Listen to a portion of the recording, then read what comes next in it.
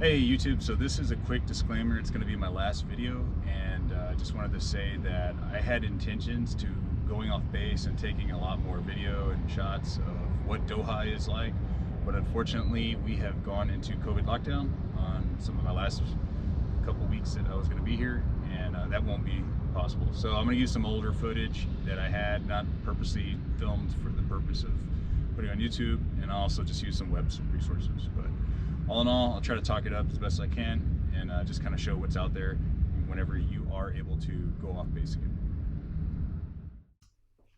So Qatar is actually a really small peninsular country in the Middle East.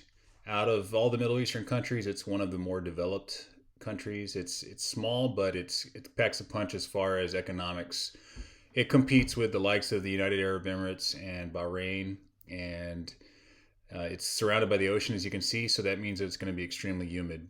Now, there's only one real major city there, and that's going to be Doha. Thankfully, Al Udeid is not too far from it.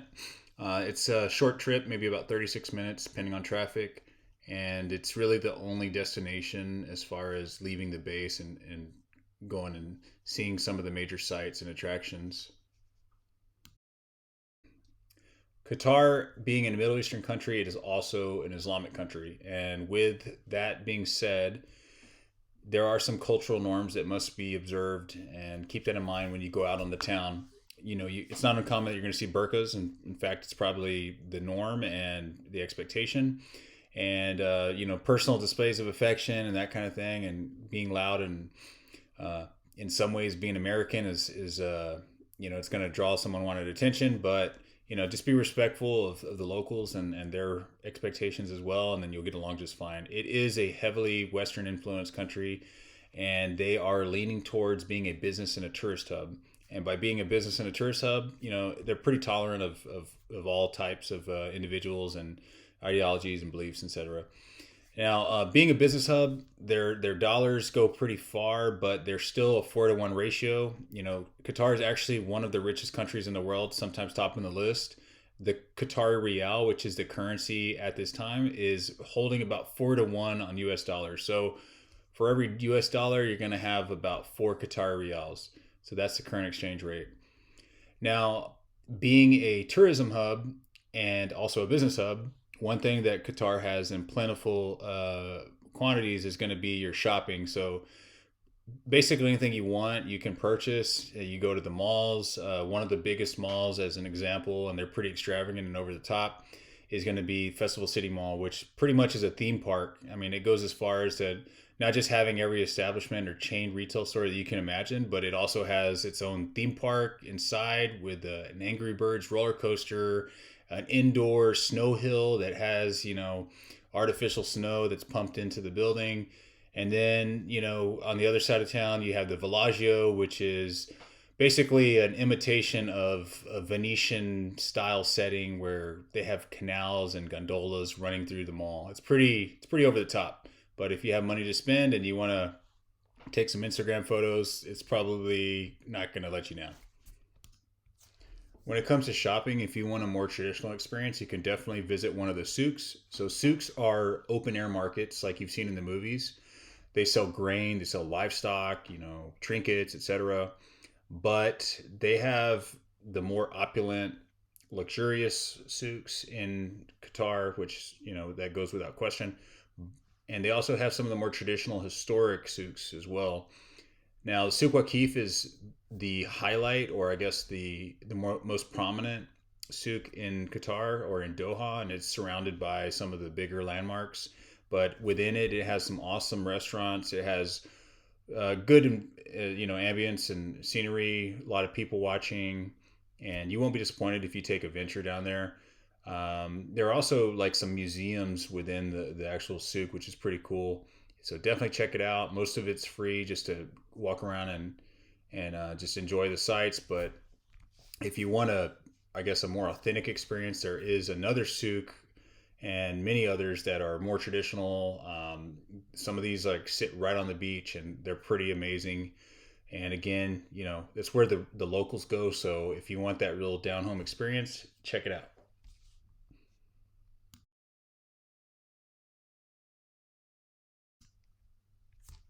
Outside of the normal souk, you also have the gold souk. So Doha's pretty known for having lots of gold. It's going to be cheaper than a lot of other places, although the market fluctuates. And a lot of people come to Doha with the intent to buy some extravagant jewelry. You won't be disappointed as far as that goes. They have gold on top of gold on top of gold. Basically, anything you could ever want, it's available. And the prices are going to be a little cheaper than some other places. So definitely check it out. If nothing else, just sightsee and window shop because it's pretty cool. Doha, of course, has museums. There are museums of natural history, museums of art, museums that are culturally significant. They have great layouts, great exhibits, and the architecture is outstanding. As I mentioned earlier, Qatar is surrounded by water, and with that, besides the awful humidity, you do have plenty of activities that are oriented around the ocean. You can take a ride on the traditional dhow. You can go ride a jet ski. You can go to the beach where the water is warm year round. Or you can just sit by the promenade or the Corniche and just enjoy the sights. Definitely one of the top highlights of being in Qatar. It has ocean aplenty.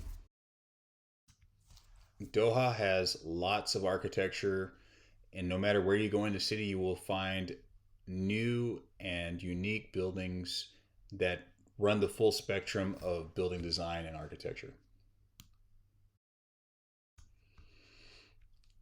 Despite being an Islamic country, Qatar is tolerant of alcohol. So if you have the thirst for a drink, you can find tourist friendly hotels scattered throughout Doha and throughout the rest of the country in those select places.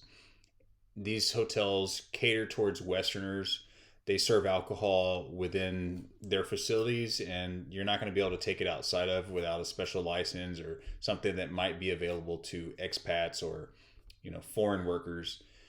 These restaurants that are hosted within the hotels are pretty fancy, pretty elaborate, and they go all out. And it's you're gonna have a full 5 course meal with alcohol being served. You're gonna pay the price, but in the end, it's pretty worth it because the quality of the food is outstanding. So speaking on the Western influences that Qatar has, they pretty much have all of the major chains that we are familiar with in America.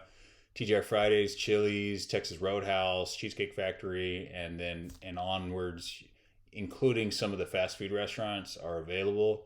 If you're missing something from back home, you may not find Chick-fil-A, but there are plenty of other options that you're going to be familiar with and they're going to be readily available.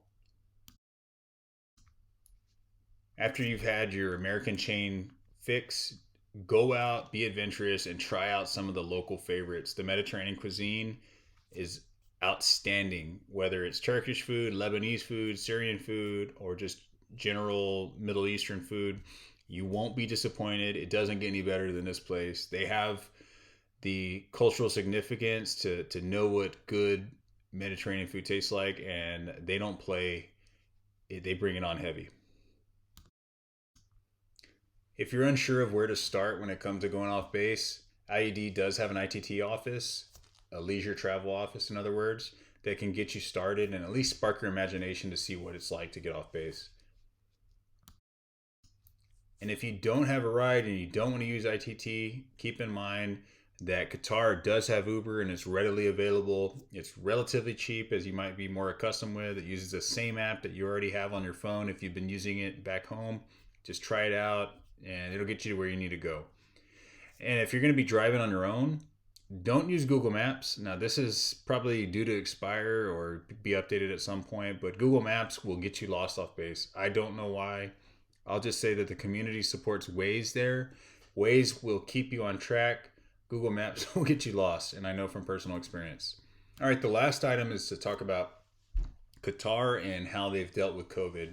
So they've locked the base down several times, and it'll probably continue to happen. It happens for other reasons, sometimes for security and not just COVID. It's a military base, so what can you expect? But on the matter of COVID, the Qataris are not playing around and they're pretty tight on it. They use a specific app called Etaraz, or a program called Etaraz, that basically does not allow you to enter any facility without this app or device on your phone to give you authorization. and verify your vaccination status.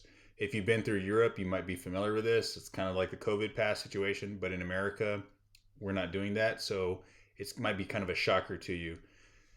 Vaccination, you're not going to get deployed without having your vaccination at this point, but just keep that in mind and expect, for some rigidness when it comes to the COVID and vaccination situation.